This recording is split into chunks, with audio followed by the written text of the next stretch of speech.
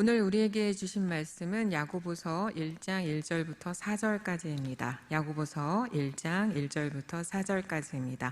제가 가진 성경책으로는 371쪽에 있습니다. 찾으신 후 저와 여러분이 한 절씩 교독하신 후 마지막 절은 다 같이 합독하시겠습니다. 하나님과 주 예수 그리스도의 종 야고보는 흩어져 있는 12지파에게 문안하노라. 내 형제들아, 너희가 여러 가지 시험을 당하거든 온전히 기쁘게 여기라. 이는 너희 믿음의 시련이 인내를 만들어내는 줄 너희가 알미라. 인내를 인내를 온전히 이루라. 이는 너희로 온전하고 구비하여 조금도 부족함이 없게 하려 함이라. 아멘. 할렐루야. 살아계신 아버지 하나님의 거룩한 은혜와 또 아버지 하나님의 함께하심이 저와 여러분에게 오늘 이 주일 새벽 가득하기를 축원드립니다.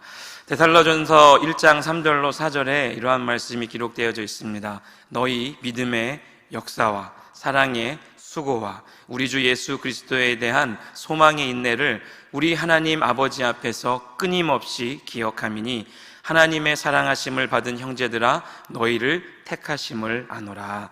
아멘. 3절의 말씀에 보면 소망의 인내라는 이러한 부분이 나옵니다. 여러분, 소망이 무엇입니까? 근거 없는 그런 긍정적인 어떤 모양이나 희망에 찬 그러한 생각을 의미하는 것이 아닙니다. 여기에서의 이 소망은 견고한 확신에서 근거한 자신 있는 기대라는 의미에서의 소망을 의미하고 있습니다. 성경적인 소망은 무엇일까요? 하나님의 약속입니다. 특히 그리스도의 재림에 관한 약속에 근거하는 것이 바로 소망입니다. 우리는 구원받은 하나님의 자녀입니다. 맞습니까? 네, 구원받은 하나님의 자녀는 그 미래가 아주 밝습니다. 그리고 그 미래에 대해서 항상 주님을 향한 믿음과 간절한 기대로 나아가기 때문에 어떠한 시험과 환난이 다가와도 견고함으로 이겨냅니다. 소망은 믿음보다 열등한 것이 절대 아닙니다. 믿음의 확정이 바로 이 소망입니다. 믿음은 은혜를 지금 소유하는 것이고요, 그 소유한 은혜를 가지고 하루하루를 기쁨과 감사함으로 살아가는 것이 성경에 근거한 소망의 인내입니다. 저와 여러분이 이 소망의 은혜를 가지고 항상 넉넉한 승리가 있었으면 좋겠고, 오늘 이 말씀을 통하여서 다시 한번 은혜를 누리며 그 은혜의 자리에서 항상 기쁨으로 승리하시기를 주님의 이름으로 축원드립니다. 오늘 말씀의 제목은 시험을 당하거든입니다. 야고보서 1장 1절로 4절의 말씀으로 저와 여러분이 함께 하나님의 은혜를 나누고자 합니다. 신약 성경의 일반 서신서 중에 하나가 바로 오늘 읽은 야고보서입니다. 야고보서를 우리가 먼저 들어가기 전에 한번 신약 성경을 머릿속에 쫙 띄워 올리시면 좋을 것 같습니다. 구약 성경이 총 몇 권입니까? 39권, 신약 성경이 27권. 이렇게 외우기 쉽게 하려면 39, 27 이렇게 해서 외웁니다. 구약이 39권, 신약이 27권. 그 중에 한 권인 바로 이 야고보서, 일반 서신서인 야고보서의 내용을 볼 텐데요. 마태, 마가, 누가, 요한. 우리가 잘 알고 있는 이 사복음서 중에 마태, 마가, 누가는 다른 저자가 같은 관점으로 기록했다 하여서 우리는 공관복음이라고 합니다. 그리고 역사서로 사도행전이 있고 바울 서신은 총 13권 있습니다. 그 중에 9권은 교회 서신으로 되어 있고요, 4권은 목회 서신으로 이루어져 있습니다. 그리고 나머지 이제 히브리서부터 쭉 유다서, 요한계시록까지 일반 서신서라고 하는데요, 이 야고보서가 바로 일반 서신에 속하게 되겠습니다. 특별히 야고보서는 그리스도인들의 그런 신앙 윤리적인 그런 실천 의무를 아주 강조한 서신서 중에 하나라고 하겠습니다. 신약 성경에는 야고보가 몇 명이 나올까요? 4명이 나옵니다. 그 4명의 야고보 중에 이 성경을 기록할 만한 지명도, 그런 영향력을 지닌 인물은 사도 요한의 동생으로 역시 사도였던 야고보, 그리고 주님의 육신의 동생이었던 야고보, 이렇게 2사람 정도가 되겠습니다. 그런데 사도행전 12장 2절을 이렇게 보시게 되면 사도 야고보가 AD 44년에 순교했습니다. 그리고 AD 60년경에 기록된 이 야고보서의 저자가 될 수 없다라는 것이 바로 이렇게 성경을 통해서 알 수가 있고, 즉 이 야고보서를 기록한 사람은 주님의 동생인, 육신의 동생인 바로 이 야고보라는 결론을 내릴 수가 있습니다. 사실 야고보는 예수님의 이 살아생전에서는 주님을 따르지 않았습니다. 그러나 부활하신 예수님이 승천하신 후에 오순절에 성령을 받고 복음 전도자가 됩니다. 성령을 받는 것이 참으로 중요한 것을 다시 한번 이렇게 바라보게 되는데요. 베드로와 함께 예루살렘 교회에서 지도자가 되었습니다. 또한 이 야고보는 예수님의 전 생애를 가장 어떻게 보면은 가족이었기 때문에 가까이서 체험했기 때문에 그 믿음의 실천에 대해서 누구보다 강조한 것이 아닌가 싶습니다. 특별히 야고보서 2장 26절의 말씀에 보면 영혼이 없는 몸은 죽은 것 같다라고 기록을 하며 행함이 없는 믿음은 죽은 것이다라고 아예 말합니다.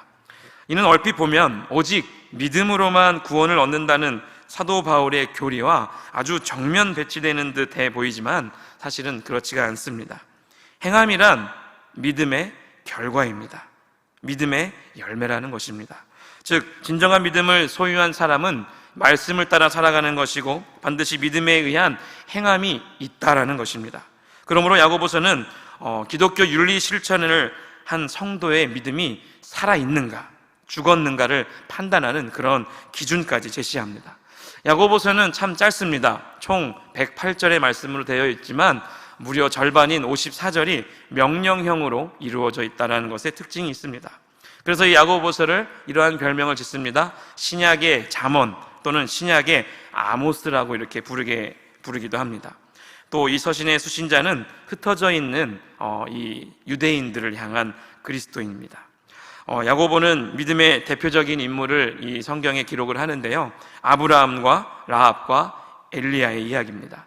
아브라함은 이삭을 독생자 자기의 아들인 그 이삭을 희생제물로 드린 부분이 나오고, 라합은 조국을 배반하고 정탐꾼을 숨겨준 그러한 이야기, 그리고 엘리야는 비가 내리는 간절한 그 기도를 하고 있는 부분이 나오고 있습니다. 그 대표적인 이 믿음의 선진들의 그런 고난, 믿음 때문에 찾아온 고난을 통해서 우리들에게도 바로 이러한 믿음의 또 그 고난의 인내와 수고를 요구하고 있다는 것입니다.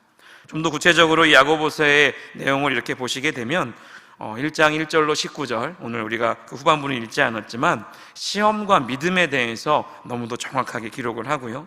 1장 20절부터 2장 26절까지는 행위와 믿음에 대해서 이야기를 하며 야고보서 3장 1절로 12절은 말과 믿음에 대해서, 그리고 3장 13절로 5장 6절까지는 세속주의와 믿음에 대해서, 그리고 마지막 5장 7절로 20절까지는 고난과 믿음을 언급하고 있습니다.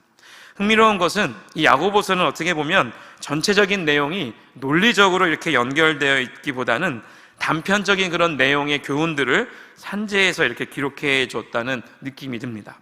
그러나 모두 믿음의 실천을 뭐하고 있을까요? 아주 강하게 강조하고 있습니다. 그리고 직설적인 교훈이 너무도 잘 기록되어져 있다는 것이 공통점입니다. 앞서 말씀드린 것처럼 야고보서는 신약의 잠언이라는 그런 별명이 있었다고 했는데요. 오늘 본문을 이렇게 들어가 보시면 오늘 1절의 말씀을 보십니다. 문안 인사를 아주 멋지게 하고 있습니다. 하나님과 주 예수 그리스도의 종 야고보는 흩어져 있는 12지파에게 문안한다라고 분명하게 그 기록의 목적을 기록합니다. 그리고 나서 오늘 읽은 2절로 4절에 시련을 만났을 때가 바로 시작이 됩니다. 시련을 만났을 때에 우리가 어떠한 반응을 해야 되는지에 대해서 그 부분을 정확하게 언급을 하고 있습니다. 우리 유대인들이 많이 보는 지혜서가 있습니다. 그 지혜서가 탈무드인데요. 탈무드에 보면 사람을 평가하는 3가지의 기준이 나옵니다. 첫 번째가 돈주머니고요, 두 번째가 술잔, 그리고 세 번째가 노여움, 화입니다. 먼저 사람의 인격을 측정해 볼 수 있는 가장 좋은 방법이 무엇이냐면 돈을 줘보면 알 수 있다는 것입니다. 그가 받은 돈을 어떻게 쓰고 어떻게 처리하는가를 보면 그 사람의 됨됨이를 알 수 있다고 합니다. 이런 것을 보면 어떻게 보면 동서고금을 막론하고 돈은 사람들이 좋아하고 또 무시할 수 없는 그 어떤 것임을 분명히 알 수 있습니다. 두 번째가 아까 무엇이었습니까? 돈 못지않게 사람의 마음을 흔드는 것이 바로 술이 있습니다. 사람들은 술에 의한 숱한 일들이 생기고 또 사고를 저지르는 것을 보게 됩니다. 술로 인해서 인생을 망치는 사람이 얼마나 많습니까? 그래서 처음에는 사람이 술을 마시다가 나중에는 술이 사람을 마신다라는 말까지 나오게 됩니다. 세 번째는 화입니다. 노여움.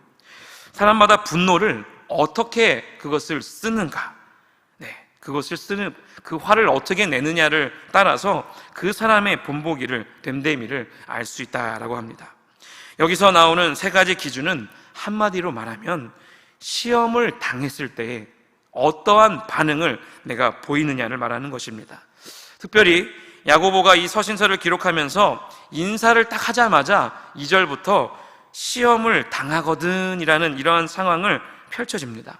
그렇다면 여러분, 시험이 무엇입니까? 그 시험에 우리는 어떻게 반응을 하고 있습니까? 그리고 그 시험에 대해서 어떠한 모습으로 내가 그 자리에 서 있는가를 한번 보셨으면 좋겠습니다. 시험이란 이 헬라어 단어로 페이라스 모이스라고 합니다. 이 단어는 시험, 시련, 유혹이라는 그런 뜻을 가지고 있습니다. 영어의 테스트와는 조금 다릅니다. 이 중 시험이라는 표현은 시련과 유혹을 다 표현합니다. 템테이션을 말하고 있는데요. 먼저 일반적으로 악한 생각, 그리고 나쁜 동기에 의해서 이끌리는 유혹도 오늘 이 시대를 살아가는 성도에게는 시험거리입니다. 다음으로는 인간이 어떤 외적인 역경, 그리고 학대, 압제, 그러한 삶에서 견뎌야만 하는 시련을 뜻합니다. 이 역시 성도에게 믿음을 테스트하는 그러한 시험이라고 할 수 있습니다. 오늘 본문에서는 유혹이라는 의미보다는 그리스도인으로서 믿음을 지키고 또 그 믿음을 지키다가 다가오는 시련, 그것에 따르는 시련을 어떻게 이겨낼 것인가, 또 그래서 이 시련을 믿음으로 이겨냄으로써 내적인 욕심, 이런 것을 다 뛰어넘어서 외적으로 고난당했을 때 이 시험을 어떻게 이길까에 대한 그런 의미가 더 강합니다.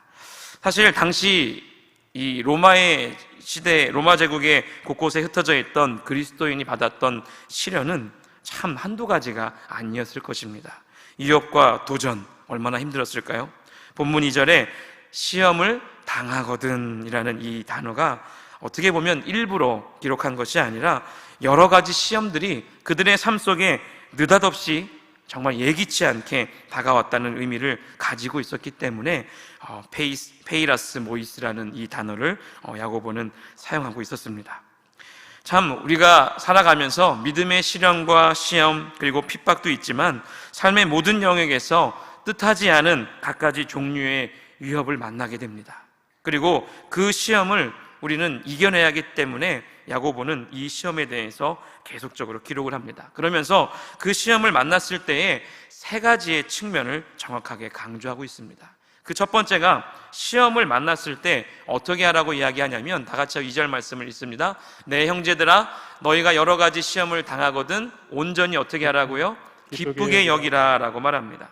우리는 신앙을 만사형통이라고 이렇게 이야기하는 분들이 종종 있습니다. 이것이 마치 어떻게 보면 믿음의 여정이라고 이야기하면서 신앙은 만사형통이라는 이런 공식을 이야기하는데, 그러한 관점에서 보면 2절의 이 말씀은 그렇게 달갑게 받아들여지지 않습니다. 그런데 주님은 이 땅을 떠나실 때까지 어떻습니까?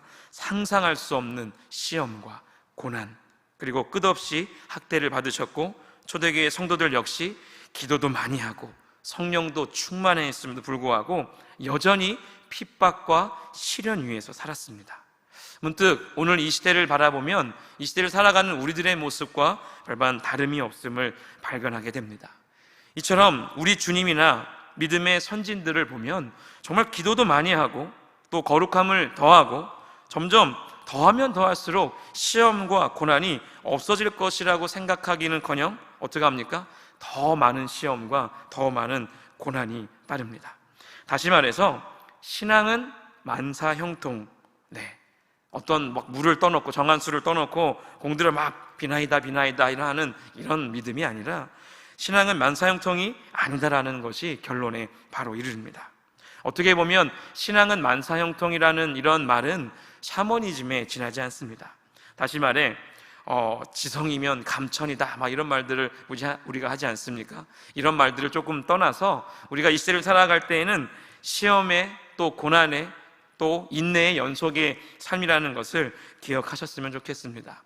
요한복음 15장 19절의 말씀을 보시게 되면 이렇게 기록을 합니다. 너희가 세상에 속하였으면 세상이 자기의 것을 사랑할 것이나 너희는 세상에 속한 자가 아니요 도리어 내가 너희를 세상에서 택하였기 때문에 세상이 너희를 어떻게 합니까? 미워한다고 기억합니다. 그리고 디모데후서 3장 12절을 보시면 무릇 그리스도 예수 안에서 경건하게 살고자 하는 자는 박해를 받으리라 라고 이렇게 기록을 합니다. 경건하게 살수록 더 많은 핍박, 고난이 있으리라고 분명히 말씀을 하고 있습니다. 새벽 기도를 통해서 오늘 우리가 이 주일 새벽을 깨우고 있지 않습니까? 정말 주일 철 시간을 주님께 드리고 또 우리의 육체적인 고난과 또 힘듦을 이겨내며 또 이 자리에 또 온라인과 인터넷으로 예배드리는 귀한 성도님들을 주님의 이름으로 축복합니다. 열왕기상 2장에 보면요, 솔로몬에게 파면당한 제사장 아비아달이 있습니다. 사울의 제사장, 어떻게 보면 대학살 속에서도 에봇을 지킨 제사장이 아비아달입니다. 다윗이 압살롬을 피해서 예루살렘을 피했을 때도 성전을 지킨 제사장이 아비아달입니다. 그렇게 경건하고 충성스럽게 살았지만 그에게도 사탄은 여전히 우는 사자처럼 기다리고 그를 넘어뜨리려고 했습니다. 중요한 것은 믿음의 이 여정이 깊어지고 깊어질수록 우리에게 더 큰 사탄의 시험이 있다는 것을 우리는 이 아비아달의 이야기를 통해서 기억해야 됩니다. 그래서 그 시험을 보면서 힘들지만 내가 이 시대를 살아가는 게 시련과 믿음이 막 이렇게 공존하고 또 핍박과 고난이 막 다가오면 다가올수록 이 순간 믿음의 믿음을 더하는 하나님의 만지심이고 믿음을 연단시키고 믿음을 성장시키려는 하나님의 순간이다라는 것을 우리가 기억하면서 넉넉히 싸우며 승리하셨으면 좋겠습니다.